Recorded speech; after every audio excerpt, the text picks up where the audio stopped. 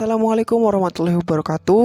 Halo sahabat refrigerasi, kembali lagi dengan saya Ibnu Aksan. Di sini saya akan menjelaskan simulasi praktek kelistrikan saya yang berjudul Refrigeration Defrost by Ventilator. Ini ada perbedaan dengan konten-konten sebelumnya, yaitu ada di bahan. Di sini ada penambahan alat kontrol. Jadi alat kontrol ini dapat mengatur waktu supply arus listrik pada kedua penghubung yang berbeda. Nah, alat itu adalah defrost timer. Untuk defrost timer sendiri adalah sebuah alat listrik yang digunakan sebagai pewaktu untuk mencairkan es atau mencairkan bunga es di dalam evaporator. Frost timer sendiri itu digunakan pada lemari es no frost yang berfungsi sebagai pengontrol pencairan bunga es pada evaporator. Saya akan menjelaskan penghubungan arus listrik dari rangkaian ke defrost timer. Nah, untuk defrost timer sendiri, di sini ada beberapa angka dan huruf ya, sahabat refrigerasi. Ada angka 1, 2, 3, dan 4, N dan X. Nah, pada rangkaian ini, X itu tidak digunakan ya sahabat refrigerasi. Di sini angka 1 itu dihubungkan pada saklar utama. Sahabat refrigerasi, di sini juga saya mempunyai gambar terkait desain defrost timer yang saya ambil dari YouTube yang saya lihat. Jadi di sini angka 1 itu akan menghubungkan arusnya ke angka 3 dan angka 2 ini akan menghubungkan arusnya ke angka 4 secara dengan sistem saklar elektromagnetik yang dikendalikan oleh timer waktu yang ada di defrost timer tersebut. Dihubungkan pada fasa netral yang terhubung ke MCB.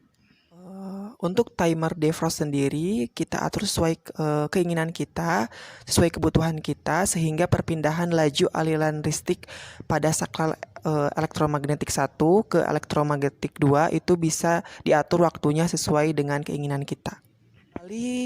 Balik lagi saya akan mengingatkan pada sahabat refrigerasi, sebelum kita merangkai rangkaian, kita harus memahami dulu konsep dari desain diagram rangkaian yang telah kita buat dan telah disetujui oleh dosen AMPU kita. Memahami desain diagram dari refrigeration defrost by ventilator ini, langsung kita menuju ke pembuatan simulasi kelistrikannya. Refrigerasi ini adalah kondisi air conditioning system pada saat belum dinyalakan atau belum bekerja. Nah, di sini ketika saklar toggle berada pada posisi on, maka arus listrik dari PLN akan mengalir ke dalam rangkaian, akan mengalir pada timer, HLP, dan thermostat, kemudian mengalirkan ke solenoid valve sehingga refrigeran dapat mengalir ke evaporator. Arus listrik juga mengalir ke kontraktor sehingga kompresor dan ventilator bekerja.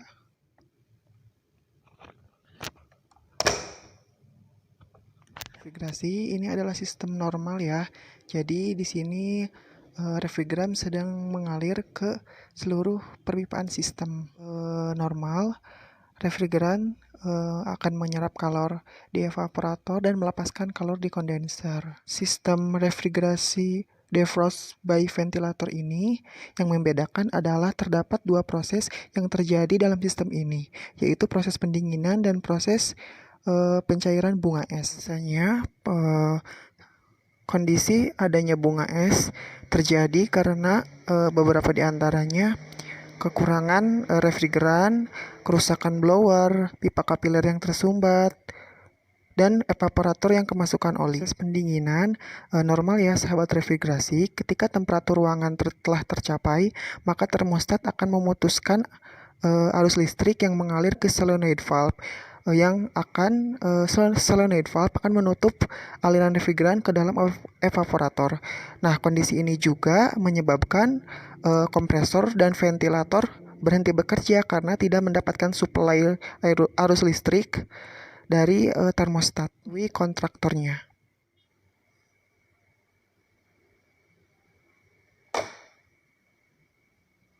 Jika temperatur ruangan telah kembali normal, termostat akan berhenti bekerja sehingga arus listrik akan kembali terhubung ke solenoid valve, dan refrigeran akan kembali masuk ke evaporator, mengalir ke evaporator. Dan di sini termostat juga akan menyuplai arus ke kontraktor yang menghubungkan kompresor dan ventilator.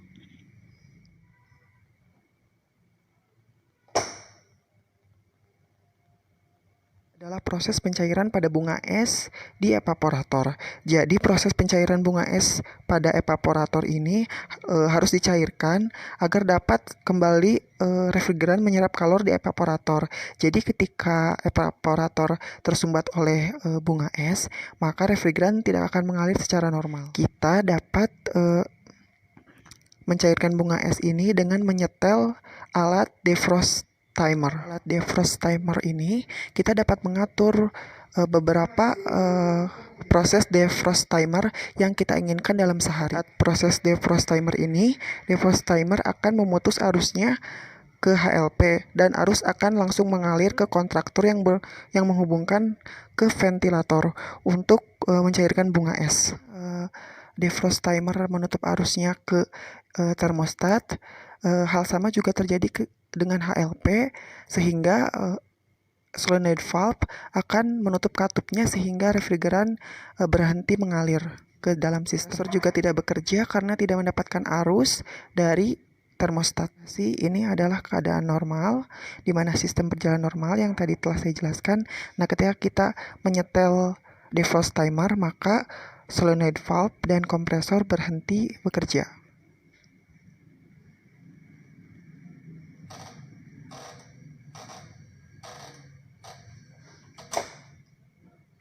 Refrigerasi, ventilator atau fan evaporator akan mengambil tugasnya sebagai mencairkan bunga es pada evaporator. Ketika proses defrost timer ini berakhir, maka defrost timer akan kembali menghubungkan arusnya ke termostat dan ke HLP, sehingga solenoid valve akan membuka katupnya sehingga refrigeran dapat mengalir ke sistem, dan termostat akan menyuplai arusnya ke kompresor sehingga kompresor kembali bekerja.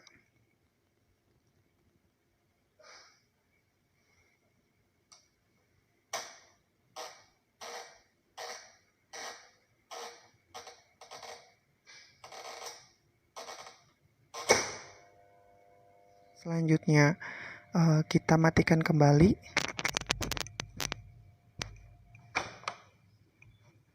Sahabat refrigerasi, itulah penjelasan simulasi praktek kelistrikan saya yang berjudul Refrigeration Defrost by Ventilator. Di sini jika saya tidak sengaja mengucapkan pengertian atau penjelasan yang salah atau perbedaan pendapat dengan sahabat refrigerasi lainnya, tolong tulis komentar di bawah ini agar ilmu yang saya share dapat sahabat refrigerasi lainnya pahami secara optimal. Untuk konten selanjutnya, insya Allah saya akan praktek simulasi kelistrikan berjudul Refrigeration Defrost by Ventilator and Foam Down Control.